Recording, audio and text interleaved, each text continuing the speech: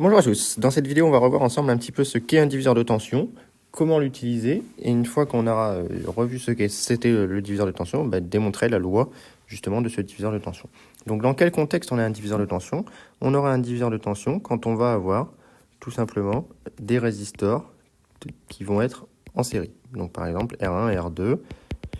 Donc je peux en avoir évidemment N de résistors, je vais appeler RK le résistor de résistance RK. Et enfin Rn, le dernier résistor. Donc, chacun des résistors est parcouru par la même intensité I. Ils sont en série. C'est le principe des résistors en série.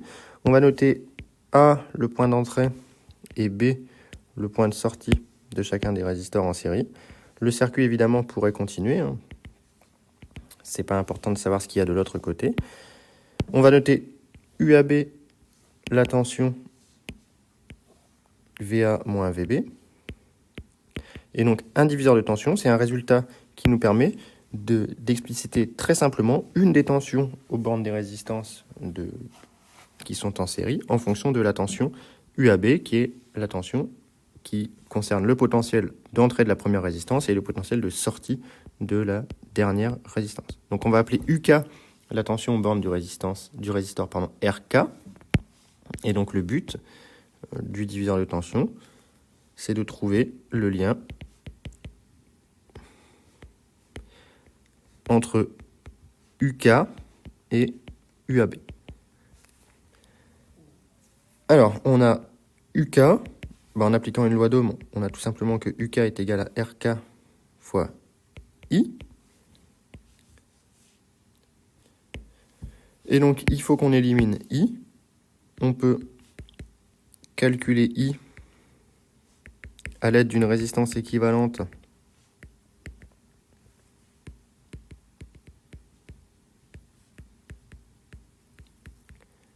entre A et B.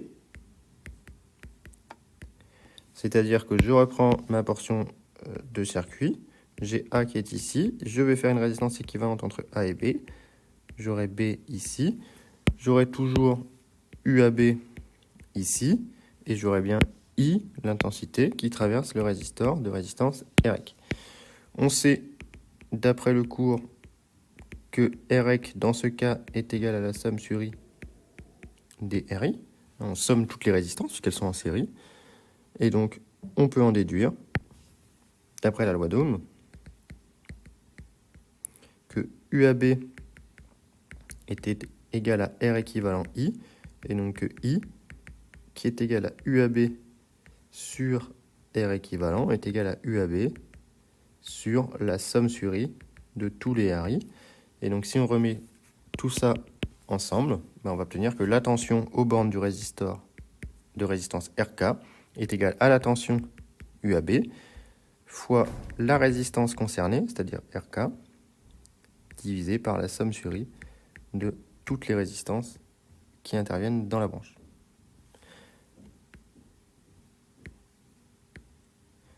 Donc voilà ce qu'est le résultat du diviseur de tension. Il faut évidemment connaître par cœur cette relation du diviseur de tension et il faut savoir l'appliquer. Alors on verra différents types d'exemples d'application. On peut en voir un ici.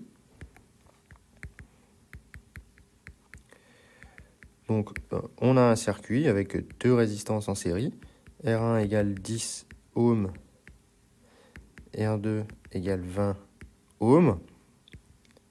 Le tout mis en série avec un générateur idéal de tension E qui est égal à 15 volts ou 10 volts pour faire plus simple. Et donc le but c'est de calculer la tension aux bornes de chacun des résistors U1 et U2. Mais ici vous voyez bien que R1 et R2 sont en série.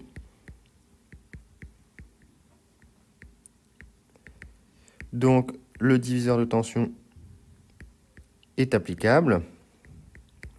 On va appeler A, B, ces points. On a donc que U1 est égal à UAB fois R1 sur R1 plus R2. Or, UAB ici, il est directement égal à E, puisque je vous rappelle que le fil n'introduit pas de différence de potentiel. Donc on est au potentiel A et au potentiel B en ces points. Et donc on en déduit que U1 est égal à E R1 sur R1 plus R2. Et donc si on fait l'application numérique, on a 10 volts en entrée. R1, il est égal à 10 sur 30, tout simplement. Et donc ça nous fait 10 sur 30, ça fait un tiers. Ça nous fait 10 tiers hein, pour cette tension de volts. Et on aurait de même U2 qui est égal à E R2 sur R1 plus R2. Et cette fois-ci, on va trouver 20 tiers de volts, de telle sorte que la somme des deux tensions nous redonne bien les 10 volts qu'il y avait en entrée. Donc voilà pour cette petite vidéo sur le diviseur de tension. Donc le diviseur de tension, c'est important de savoir le reconnaître quand il y a des résistors en série. C'est important de savoir établir la formule qui est encadrée ici. Il ne faut pas seulement la connaître et il est évidemment important de la connaître par cœur. Donc voilà pour cette vidéo.